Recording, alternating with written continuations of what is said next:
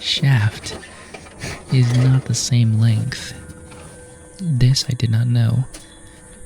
And so you'll see what kind of tomfoolery I ended up having to do to make that condenser motor fit. And sometimes you don't have all day to do these. You gotta slap them in, make sure they work. The older ones were pretty rusted, so I would understand why this estimate went out, but you know what I'm saying? Just go and do the work that you can. Stay busy, stay useful, and try to have a good attitude. And that's the best that you can do.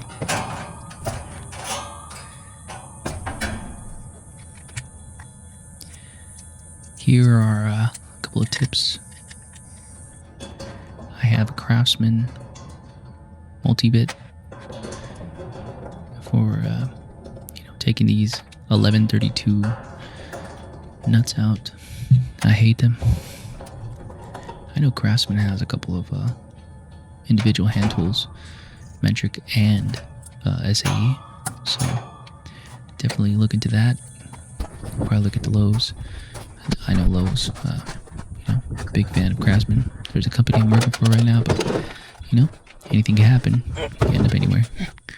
So just make sure to stay up on your skills, be useful, and pretty much go anywhere you want, but that's not the case for everybody, especially not me.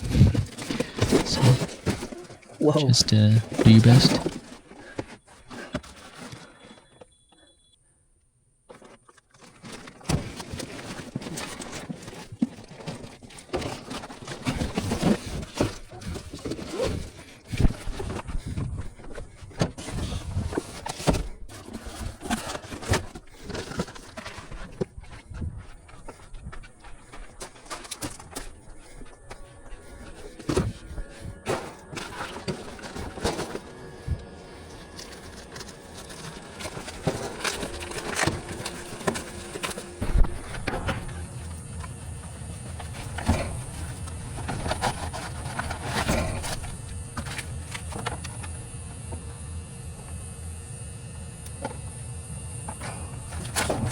And just so we're clear, I end up using two different motors, and in my defense,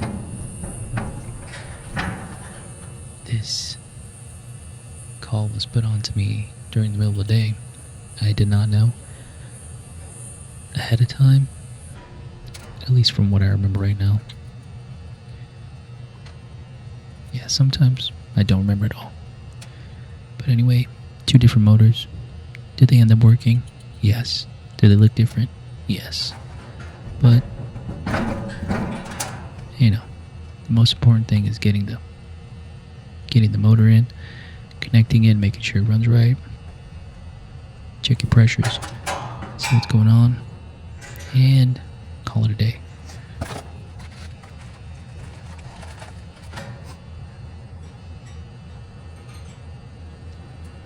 I swear I've used these level 3 cut resistant Milwaukee gloves maybe over 10 times.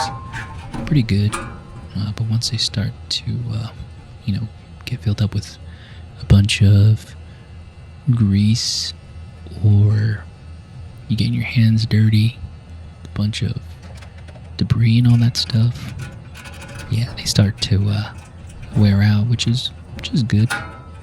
They're getting their use, but I wish they were a little more durable, and maybe a little more heat resistance,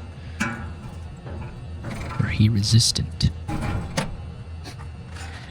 because the the protective rubbering on the fingers, yeah, that starts to fade off and wear out, and then you just get that great part. Anyways, personal opinion.